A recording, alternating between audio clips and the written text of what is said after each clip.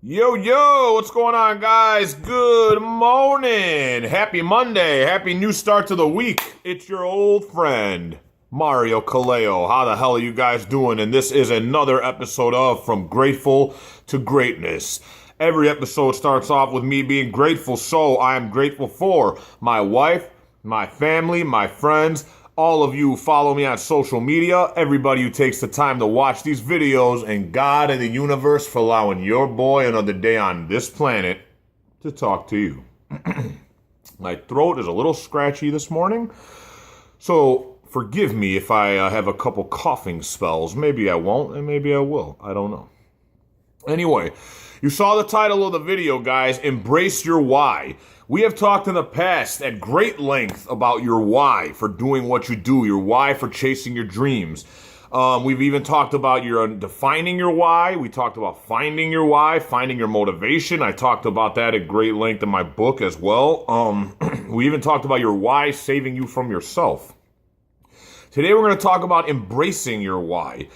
And I feel like a lot of people know exactly why they want to do what they want to do. They know why they want to say quit drinking or quit smoking or lose weight, get in better shape. They know why they want to do these things, right?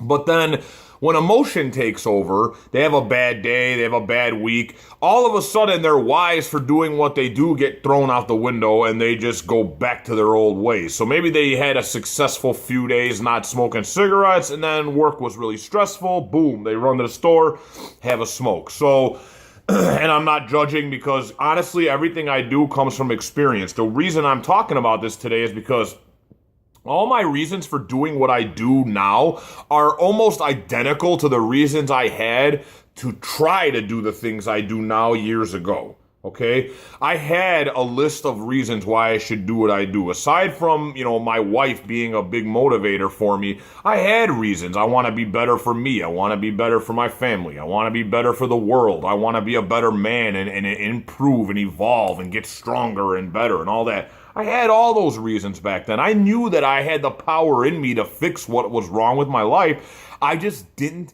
embrace my whys. I knew exactly why I wanted to do what I do. I had all the motivating factors in place, but it's not enough to just have a bunch of motivating factors. Anybody can list off a bunch of reasons why they need to change their lives. That's the easy part.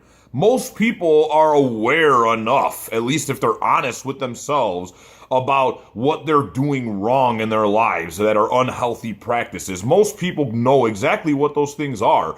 It's when you have the why in place, you're like, all right, here's my motivating factor. This is what's going to push me to the next level. And then when something bad happens, emotion takes over and you don't listen to the why anymore. The why needs to be embraced. It needs to be fully accepted into your mind, your heart, your soul, all that stuff. I'm kind of sounding religious, but you get what I'm trying to say. And what I mean is, my whys now, as opposed to the guy I was back in the day, is when I wake up at 4 o'clock in the morning sometimes and I don't feel like going to the gym, or if I don't feel like doing this video on a Monday, or if I don't feel like writing my blog or working on school or any of the things that I'm doing right now to make my life better, my whys take over and overpower my emotions. My whys, you gotta be better for your wife. You gotta be better for your mom. You gotta be better for the people who follow you.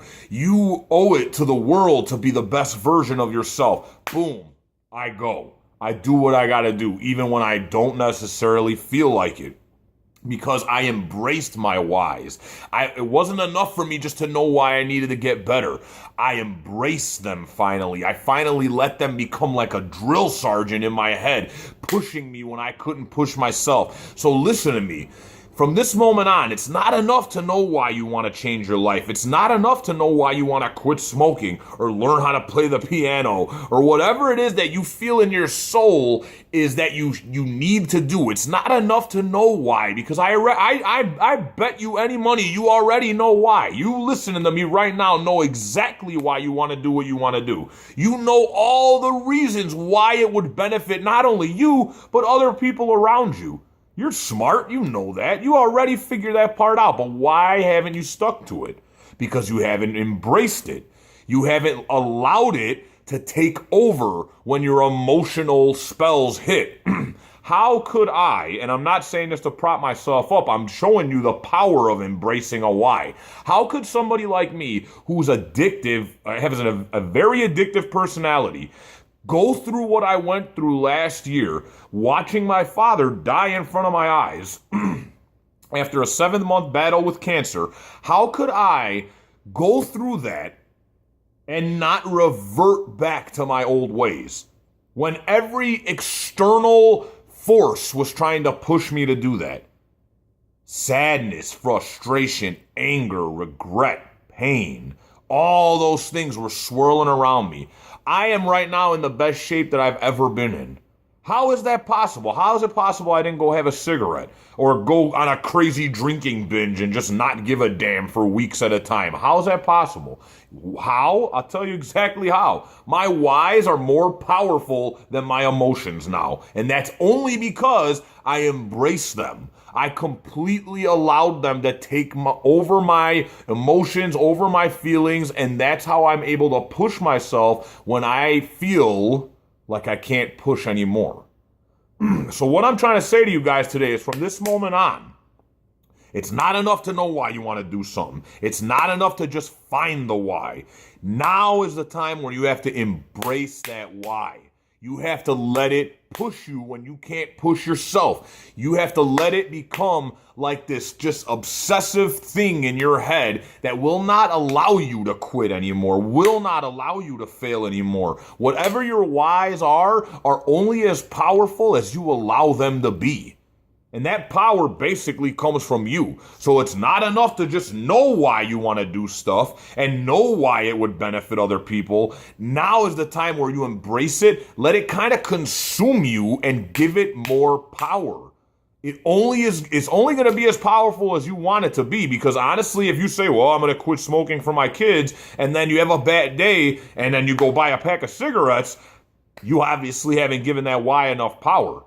Your children mean the world to you, so it should be powerful, right? And I'm just speaking on, random. That's just one example. I'm just saying that these whys are the most powerful thing you have in your life, but they only have as much power as you give them. And the only way to give them real power is to fully embrace them. Let them push you when you feel like you can't push yourself through all the pain, joy, struggle, happiness. All right? And that is it. If this message resonated with you, please comment, like it, subscribe to the channel, share it to somebody else. And yeah, that is it. As always, remember, all you need is a start and some heart. Peace.